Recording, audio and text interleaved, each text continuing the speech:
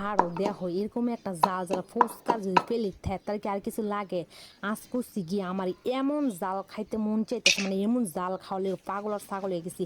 এই জন্য হয়েছে কি, শুকনা মরিচের গুঁড়া, কামরাঙ্গা মরিচ, ছোট জাল মরিচ লেছে না, ছোট বোম্বাই মরিচগুলো হেগলি শুদ্ধ নিয়ে নিয়েছি। এমন জাল খাইতে ইচ্ছা করতেছে। আমার জাল খাওয়া দীক্ষা আমার ক্যামেরাম্যান বাড়ির সবাই কইতেছে আই খাই এত জাল কিনলে খাইতেছিস তুই, এত জাল একসাথে খাইস না। কিন্তু সত্যি কথা বলতে এই পোস্টারে এত মজা হয়েছে। আমি নিজের হাতে তৈরি করেছি, এত সুন্দর করে টকটা পর্যন্ত আমি বানাইছি ঝাল ঝাল করে। আমার খাইতে মন চেয়েছে, অনেক রকমের মরিচ নিয়ে নিছি।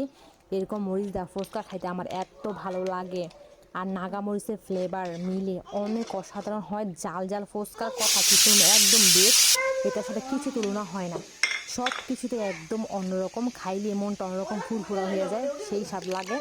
আর এই টকটা আমি এত মজা করে বানাইছি, দেখো দেখে কিন্তু লাগতেছে লোভনীয়। আই হাই জিলেবাদ করলাম, অনেক পানি আয় পড়ছে আমার, আবার খাইতে মন চাইতেছে গো।